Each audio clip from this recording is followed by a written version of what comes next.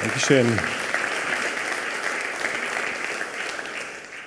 Sehr geehrte Damen und Herren, sehr geehrte Frau Ministerin, meine Vorrednerin und auch alle von der SIBRA, die sich diesem Thema schon so seit vielen Jahrzehnten annehmen. Es hat mich heute ein bisschen mit Stolz erfüllt, die SIBRA kennenzulernen, bei ihr vorbeizugehen, die so viel Geschichte geschrieben hat, was dieses Thema und auch die nachhaltige und auch wirklich fortgesetzte Tätigkeit rund um das Thema Alpenschutz so forciert hat. Also ich bin sehr glücklich, hier stehen zu dürfen zum zweiten Mal. Ich war auch in Biella vor 2 Jahren eingeladen und mein Vortrag wird sich ein bisschen von dem von Biella unterscheiden. Wir haben in der Medizin, wir haben in der Biologie geglaubt, alles gelöst zu haben mit einem sehr, sehr starken Datum. Das war der 1. Jänner 2000. Wir haben das humane Genom durchsequenziert. Wir haben geglaubt, die Welt in der Hand zu haben und unser Schicksal bedingen zu können. Es ist dann sehr viel Neues dazugekommen, das Transkriptom, das Proteom, Metabolom, und wir haben etwas erreicht in dem Scaling der wirklich experimentellen Wissenschaft. Das ist das Exposom, das wäre jetzt der fast äußerste Ring, das wäre die One Health, das ist das uns Umgebende, was alle betrifft. Das ist noch nicht die Planetary Health, weil in dem Scaling der planetaren Gesundheitsforschung schlicht und ergreifend noch nicht möglich ist. Das Exposom ist schlicht und ergreifend alles, was uns beeinflusst. Jetzt in diesem Raum sind das wir, das ist die Erhöhung der Temperatur des Saales, wie wir diese Übungen gemacht haben. Das ist der Infektionsdruck, den der eine und der andere aufeinander ausübt. Das sind Menschen aus verschiedensten Frauenländern, die hierher gekommen sind und die sich auch immunologisch miteinander kontextualisieren. Es werden neue immunologische Netzwerke, es werden neue mimetische Netzwerke gesponnen und wir sind in einem neuen inneren und äußeren Dialog miteinander. Das ist das Exposom, so ist es zu verstehen, und das fängt vor der Geburt an. Das ist auch ganz, ganz entscheidend, das ist transgenerationell, auch wie die Mütter, wie die Väter aufwachsen, und die Epigenetik kann da sehr viel beitragen, beeinflusst unsere Zukunft, unser Denken und alles, was immunologisch läuft. Das heißt also, wir haben hier diese transgenerationelle Achse, die uns eben vor der Geburt bis zu unserem Tod begleitet, und wir haben das Umgebende, das sind die erwähnten Luftverschmutzungen, das sind die Infektionen, die Ernährungssicherheit, das soziale Netzwerk, was wir um uns spinnen, und das sind die Themen, über die ich heute reden möchte. Urban, Green and Alpine. Das heißt also das, was uns ganz unmittelbar jeden Tag in unserer Lebensqualität, in unserem Wohlbefinden beeinflusst, und dann natürlich auch mit dem Lebensstil von Rauchen bis zu fetten Essen, wie wir heute von Bea Albermann schon gehört haben. Das heißt also, das ist das, was uns beeinflusst, und zusätzlich kommt noch eine lange Achse dazu, und diese lange Achse ist der Klimawandel, der sich vielleicht auf diese Generation noch nicht, aber ganz sicher auf nächste Generationen massiv auswirken wird. Das heißt also diese Anthropozän-Komponenten, wir reden ja von Erdzeitaltern und nicht von affektiven Dingen, die in einem Lebensalter eines Menschen passieren, die dann auch noch in der Zeitachse mitspielen. Das wollen wir überspringen oder ganz kurz hierher noch darauf verweisen, dass uns Umgebende ist auch in uns. Das heißt also, die Darmbakterien stellen viel mehr Gene dar, als unser Körper zur Verfügung hat. Das heißt also, Depression lässt sich über Darmbakterien von einem Kranken auf einen gesunden Menschen übertragen, vielleicht vice versa auch. Auch das, was in uns ist ein Teil dieses Exposoms. Nicht nur das Rauchen, das Sporttreiben oder die Stadt, in der wir leben, sondern auch das, was von außen auf uns übertragen wird. Auch dazu werde ich Daten herzeigen. Der momentan stärkste Treiber in Europa, weltweit und global, viel, viel stärker als der Klimawandel, und es ist eine der Krisen, die nicht genannt wurde, ist die demografische Krise. Das heißt also diese unglaubliche Vervielfachung der Bevölkerung von 1,6 Milliarden vor 100 Jahren, jetzt mittlerweile auf 9 Milliarden anschlagend. Und das ist etwas, was die europäischen Städte ganz, ganz stark bedingt, für uns Österreicherinnen kaum vorstellbar, dass die Stadt Wien in 5 Jahren um die Größe von Graz gewachsen ist. Das heißt, die größte Stadt um die Größe der zweitstärksten Stadt, und Österreich ist im letzten Jahr um die Größe der Stadt Salzburg gewachsen. Das bedeutet, adäquat so viel Beton, so viel Autos, so viel Ärztinnen, so viel Kindergärtnerinnen, so viel Wasser, so viel Lebensmittel, die verbraucht werden. Das heißt also, Wachstum führt ganz intrinsisch zu einem Verlust an Biodiversität, weil mehr Wohnraum auch damit zubetoniert werden muss, Verkehrswege geschaffen werden müssen, medizinische Infrastrukturen. Das sind die großen Treiber und dann natürlich auch die politische Dimension. 98% aller Belgierinnen leben in einer Agglomeration größer 100.000 Einwohner. Dort verlieren Menschen am Land schlicht und ergreifend an politischem Gewicht. Das heißt also, ob die Bauern jetzt in Belgien demonstrieren oder nicht, ficht niemanden in Wirklichkeit mehr politisch an. Das sind also schon sehr, sehr starke Änderungen und diese enorme Verstädterung treibt die ganze Welt. Das ist, und da hat Bea Albermann schon sehr, sehr starke Daten dazu hergezeigt, die Luftverschmutzung, das ist die Luftverschmutzung in ihren Impact auf Lebensjahre in Europa. Sie sehen hier eine Karte und wenn Sie hier zwischen Turin, Mailand, in der Po-Ebene Verona leben oder hier im Ruhrgebiet, verlieren Sie 3 Jahre Ihrer Lebenszeit schlicht und ergreifend aufgrund des Umstandes, dass Sie dort leben dürfen, wollen, müssen. Das sind also die entsprechenden großen Treiber von Gesundheit und Krankheit. Das sind Aufnahmen vom letzten Dezember. Das heißt also, wenn man in respektiven Städten ankommt, dann knirscht es zwischen den Zähnen, es schmeckt nach Ziegel, wie wenn man einen Ziegel flext. Das ist der Feinstaub, der uns dann natürlich auf die Lungen, dann auf die Gesundheit schlägt. Die Erkrankungen multiplizieren oder die Risikofaktoren multiplizieren sich, die Luftverschmutzung mit der Noise Pollution, mit der Light Pollution gemeinsam, wirken synergistisch und wir haben dann Auswirkungen auf Stress, wenn Lärm dazukommt, damit ist Krebs, kardiovaskuläre Erkrankungen, Schlaflosigkeit, Nervosität, die ganze Litanei an Zivilisationserkrankungen damit assoziiert. Und das ist ein synergistischer Effekt der Umweltmedizin. Wie stark das ist und wie stark die städtische, die urbane Umgebung auf uns wirkt, ist hier aufgezeichnet. Das heißt also, man kann in den Hirnen von Menschen, die momentan in der Stadt leben und die momentan in einer schönen, intakteren Umwelt leben, eine permanente Aktivierung der Amygdala verzeichnen, des Angst- und Furchtzentrums. Das heißt also, in der Stadt allein durch diese hohe soziale Verdichtung permanent in einen Kampf- oder Fluchtmodus, immer die Entscheidung, fliehe ich oder halte ich dagegen, weil zu viele Menschen auf zu engen Raum und zu viele Ratten auf zu engen Raum führen zu den entsprechenden dann auch neurologischen Effekten. Das heißt, dass ein Mann am Land ein Mann in der Stadt hat ein 190% höheres Risiko an einer schizophrenen Erkrankung zu erkranken wie ein Mann am Land. Bei Frauen ist es die Depression, 40% höhere Depressionsrate einer Frau, die in der Stadt lebt, im Vergleich zu einer Frau, die am Land in takteren Umgebungen leben darf. Das ist nur einer der neuen Urban Penalties, das ist nur einer der Treiber, die ganzen großen psychiatrischen momentan uns wegspülenden Erkrankungen.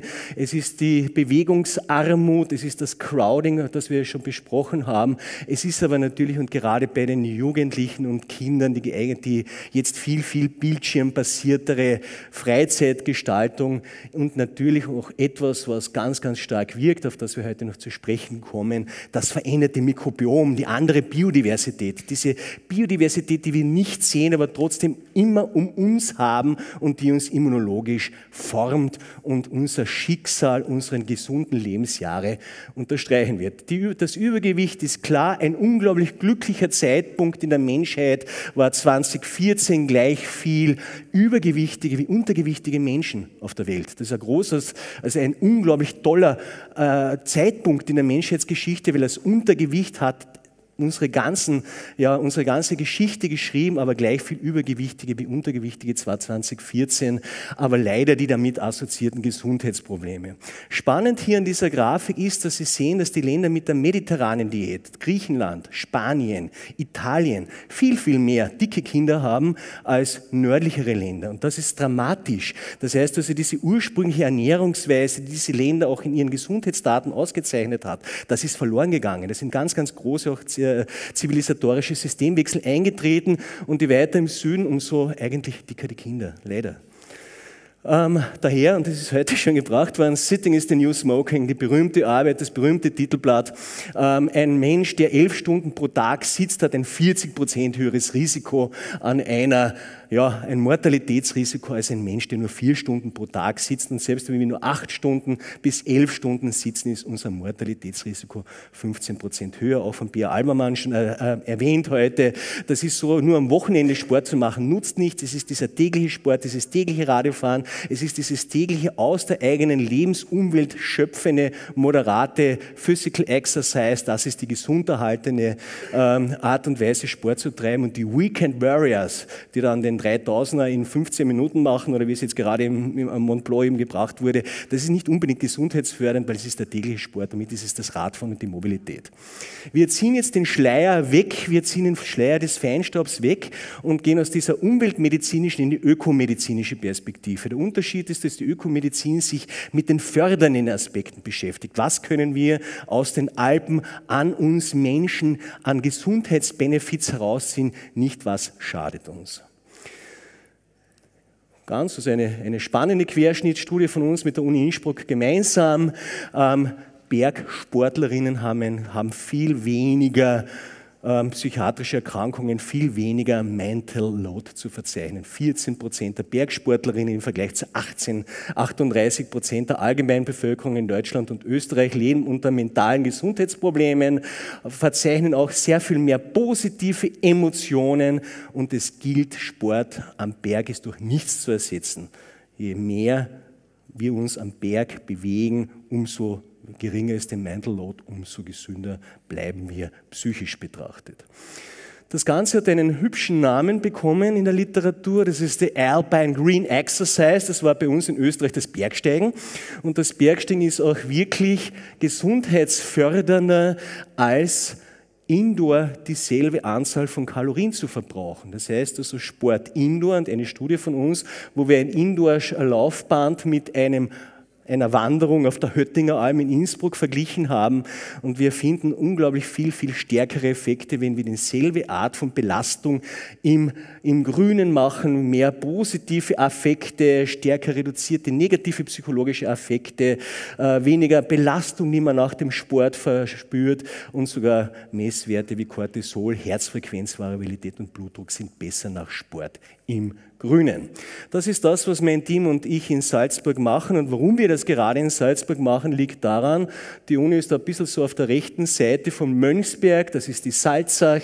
Da hinten sieht man unseren Hausberg, den Untersberg, und da auf der linken Seite wäre der Nationalpark Berchtesgaden. Wir leben sicher auch neben Liechtenstein natürlich in einer der schönsten Umwelten, die es gibt. Und als Universität sich auch mit diesen Dingen zu beschäftigen, ist bei uns wirklich naheliegend. Wir haben eine Mission, die heißt Patients into Nature, Nature to Bedside. Das heißt, also wir versuchen, Patienten in die Natur zu bringen, aber leider auch für viele Betroffene, die nicht mehr in die Natur können, Natur auch wieder in den Innenraum zu bringen. Und da haben wir die Möglichkeiten der Virtual Reality für uns entdecken dürfen, um auch dann wieder im Krankenbett bei bettlägerigen Patienten über Natur intervenieren zu können.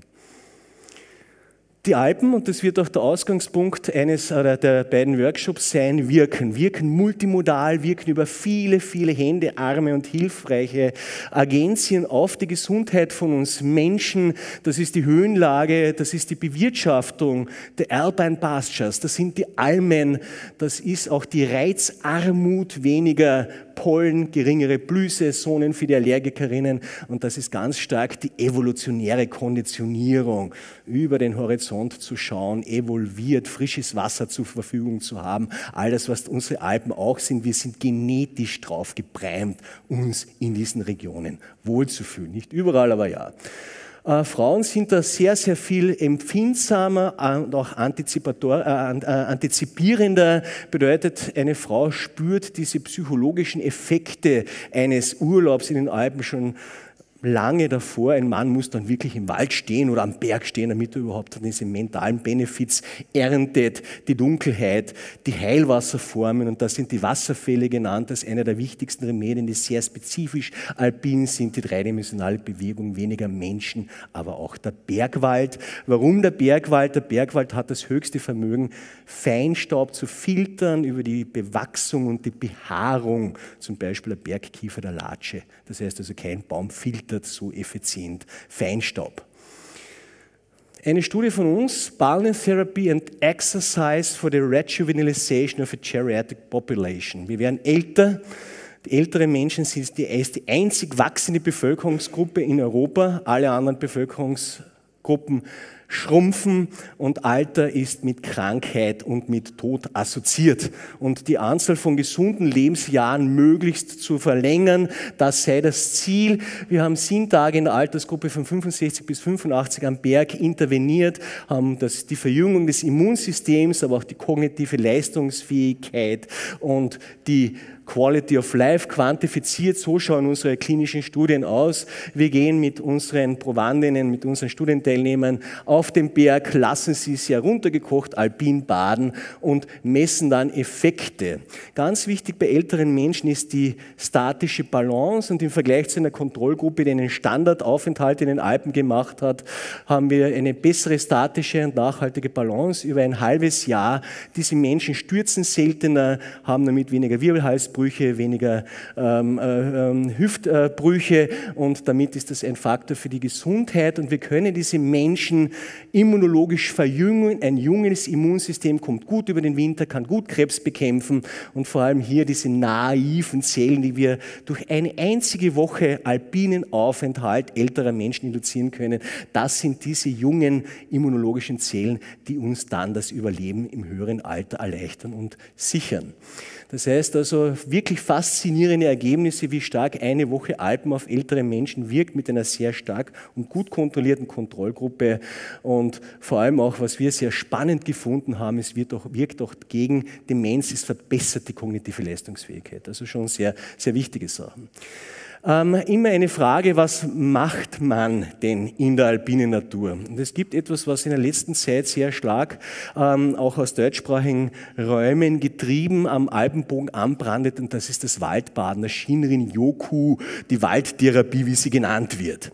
Aber niemand weiß, was ist das eigentlich? Was machen wir da eigentlich jetzt im Wald? Jetzt sind wir mal da, bewegen wir uns oder machen wir Achtsamkeitsübungen oder Yoga? Und diese Frage haben wir in Südtirol, in der Gemeinde Algund bei Meran, in der Texelgruppe, in einer klinischen Studie jetzt sehr intensiv betrachtet. Was machen wir eigentlich im Wald, um Gesundheitsfördern hervorzurufen?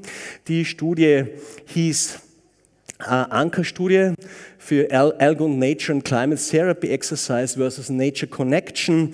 Das Thema Wald begleitet uns jetzt ganz, ganz stark in einem vergangenen, eher touristisch geneigten EU-Projekt und in einem neuen EU-Projekt, wo wir auch den Einfluss auf Patienten stärker untersuchen wollen. Das heißt also, Wald ist ein Thema, der Bergwald ist ein Thema in unserer Forschung. Was wir verglichen haben, eine Wandergruppe, wo wir überhaupt nicht psychologisch interveniert haben, wo wir in dem Wald, in der die andere Gruppe Mindfulness-Übungen gemacht hat, eine Woche lang sich sozusagen mit der Natur, mit der Achtsamkeit, mit dem Berühren, mit dem in Kontakt kommen beschäftigt hat, und das simple Wandern, was wir dem Ganzen in derselben Höhenlage, im selben Wald gegenübergestellt haben.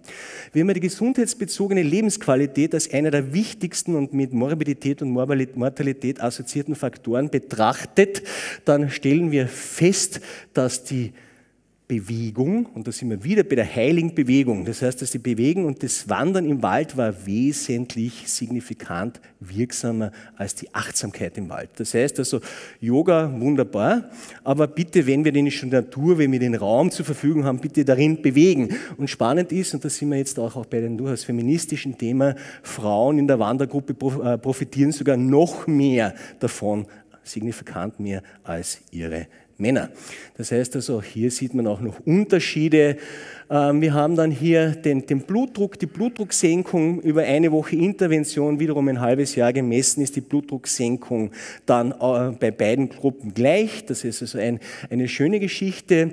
Aber sobald wir auf die kardiorespiratorische Fitness schauen, auf die Fitness von Herz und Lunge, ist natürlich dann der Effekt stärker in der Gruppe, die sich bewegt hat. Auch da sind die Frauen wiederum die Profiteurinnen des Ganzen. Wir haben die Retikulozyten, danke fürs Anteasern, die Retikulozyten, die jungen roten Blutkörperchen sind schon genannt worden. Das heißt also in Bezug auf Vitalisierung, in Bezug auf Sauerstofftransport, Leistungsfähigkeit ist auch wieder die heilige Bewegung das Wichtigste, was wir in der alpinen Natur machen können. Immer schöne, signifikante Unterschiede. Der Wald kann aber Stress reduzieren, kann das sehr schnell. Das heißt also nach einem Tag Entspannung im Wald ist man psychologisch entstresster. Das ist gut, das ist wie ein Wellnesswochenende, was man machen kann, aber die Nachhaltigkeit kommt durch die Bewegung zustande. Das Ganze ist also recht gut beschrieben. Sie finden die respektiven Publikationen da. Es bleibt bei der Erkenntnis, dass Waldbaden, Waldtherapie, Schritt in Roko neu gedacht werden muss. Das heißt, die Low-Power-Activities haben in vielen Belangen weder die psychologische oder physiologische Wirksamkeit. Das Lustigste, und bin ich schon fast gesteinigt worden für die Botschaft, auch in Bezug auf Achtsamkeit gewinnt die Wandergruppe und nicht die Achtsamkeitsgruppe. Also auch, ja. Etwas ganz Neues. Wir haben uns in den letzten Jahren mit Almen und Gesundheit beschäftigt. Almen sind etwas zutiefst Authentisches im Alpenraum. Das heißt, seit wirklich vielleicht sogar Tausenden von Jahren werden Tiere bei uns aufgetrieben, wird Weidevieh aufgetrieben, um dann natürlich auch entsprechend die Flächen zu nutzen, um unsere Tiere zu ernähren und unser Überleben zu sichern. Wir haben das Glück gehabt, in Salzburg über 2 Forschungsalmen zu verfügen. Das sind wirklich Almen, die zum Behufe der Forschung von Universitäten einfach betrieben werden, nicht aktiv betrieben werden, aber unsere Probanden haben hier in diesem Almhaus übernachtet ohne elektrischen Licht und wir haben eine Woche Menschen auf der Alm gehabt, die noch vorher nie eine Kuh in der Hand gehabt haben, gesehen haben oder sonst etwas. Das waren wirklich almnaive Stadtmenschen, im besten Sinne. Die Alm ist viel, wir haben weniger Feinstaub, wir haben weniger Crowding, wir haben die Höhe, wir haben den Green and Blue Space, aber wir haben natürlich auch das Mikrobiom der Almen aus dem Kuhmist oder aus dem Ziegen- oder Pferdemist, alles was an Bakterien wächst. Und unsere Untersuchungen, und das ist metagenomisches Sequencing, Next Generation Sequencing, das Stadtmikrobiom hier in Blau unterscheidet sich vom Almmikrobiom hier in Grün und Rot ganz massiv voneinander. Das heißt also, die Mikroorganismen in Stadt und Alm unterscheiden sich. Daher haben wir die Chance, vielleicht in diesem glücklichen Window of Opportunity zwischen vorgeburtlich und dem 5. Lebensjahr uns immunologisch so festzulegen, dass wir weniger Allergien und Asthma, weniger Krebs, weniger Depression, weniger Autoimmunerkrankungen für dahin in unserer Lebenszeit erwarten dürfen. Eine Kollegin von mir beginnt jetzt eine klinische Studie in der Schweiz nächstes Jahr in Luzern, die sich dem Thema Pränatal und Almen sehr stark beschäftigen wird. So schauen unsere klinischen Studien aus. Wir machen Messungen bei uns im Labor, Mikrobiome werden genommen, es wird Blut abgenommen, Balance wird gemessen, dasselbe natürlich auf der Alm auch. Dann schicken wir die Teilnehmerinnen dann wirklich arbeiten, im besten Sinne auf der Alm arbeiten, harte Arbeit mit dem Almbaum, um 5 in der Früh aufstehen.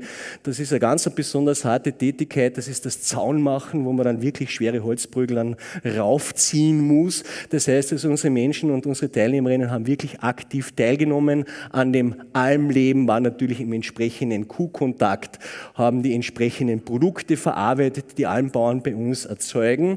Und was ist rausgekommen? Das heißt also, eine Woche Almarbeit bei Menschen, die noch nie eine Kuh gesehen haben, führen dazu, dass sich Blutfette und Blutzuckerwerte signifikant reduzieren. Die Retikulozyten wiederum, danke fürs Anteasern, auch da in Bezug auf die jungen roten Blutkörperchen und auf das Sterben der alten Blutkörperchen haben wir die benefitären Effekte. Und das ist für uns besonders immunologisch spannend. Die Menschen konnektieren mit dem Mikrobiom, die reagieren mit Inflammation darauf. Das heißt also, je höher die Biodiversität im Außen, umso höher ist jetzt sozusagen auch der Druck, immunologisch gegen diese Biodiversität etwas zu unternehmen. Wir inflammieren, um dann aber schlussendlich auf einem niedrigeren Niveau zu landen. Und das ist der Zauber der Biodiversität und deswegen ist die Biodiversitätskrise auch die immunologisch für mich eine der relevantesten Krisen, wenn wir uns permanent nur noch in geometrischen Räumen mit asphaltierten Flächen, mit hygienischsten Umweltbedingungen, mit dem Eradizieren von jedem Grün beschäftigen, wie das in Salzburg gerade gemacht wird, dann haben wir riesengroße Probleme, was auch das immunologische Setting unserer Kinder betrifft. Das heißt also, wir nehmen uns Chancen und deswegen bin ich froh, dass ich von Bianca gehört habe, dass sich jetzt dann auch auf transnationaler Ebene in Bezug auf Urbanism und in Bezug auf Urban Green viel tut. Weil wenn wir die Menschen nicht mehr auf die Stadt bringen, müssen wir die Natur in die Stadt bringen. Das sind ganz, ganz wichtige Paradigmen. Ich möchte mit der Folie schließen. Das ist eine sehr, sehr für uns spannende Studie, eine völlig neue Dimension der Gesundheitsvorsorge, die sich da auftut. 9 Tage Urlaub in den Alpen, verbesserte Beziehungsqualität von Paaren über 240 Tage. Das heißt also, zu zweit Urlaub machen im Alpenbogen ist unfassbar beziehungsfördernd. Das Ganze funktioniert nur bei über 50 bis 65-Jährigen, nicht bei jüngeren Menschen. Bei jüngeren Menschen ist das ganze sexualbiologische Programm noch auf Promiskuität angelegt, bei älteren Menschen postmenopausal auf gemeinsam älter werden, sich gegenseitig stabilisieren, dann im höheren Lebensalter. Das ist aber allerdings präventivmedizinisch die Komponente. Das heißt, dass eine gute Beziehungsqualität ist mit weniger Osteoporose, weniger Depression, weniger Herz-Kreislauf-Erkrankungen assoziiert. Und jetzt zu intervenieren und mit Menschen in einem höheren Lebensalter gemeinsam etwas zu unternehmen, ist durchaus auch eine medizinische Intervention. Die letzten Folien, wir bleiben am Thema dran.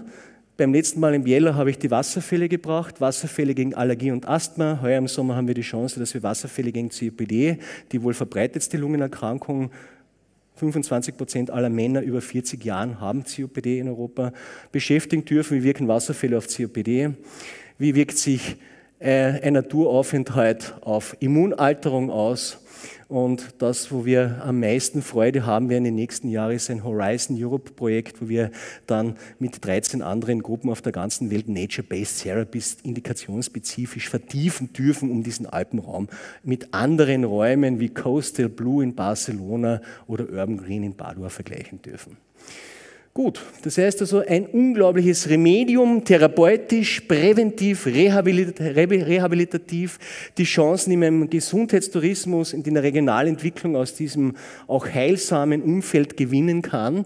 Aber das wohl Allerwichtigste ist, dass wir den Alpenraum zu schützen verstehen und dass wir, und da teile ich die Meinung von Bea Albermann nicht ganz, wenn wir den Krieg anfangen zwischen Umweltschutz und Klimaschutz, dann haben wir verloren. Das heißt also, das ist ein absoluter No-Go. Das polarisiert aber natürlich. Das heißt also, wenn wir jetzt die Windräder betrachten mit ihrer trotz allem marginalen Möglichkeit, Strom zu produzieren und wenn wir dann unsere Berggipfel dafür opfern, müsste man das schon noch einmal revidiert betrachten.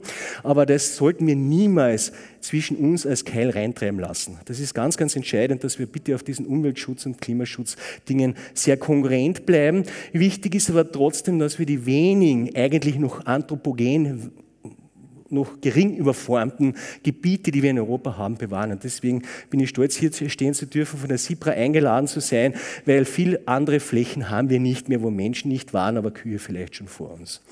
In diesem Sinne, herzlichen Dank für die Aufmerksamkeit und ich freue mich auf die Workshops.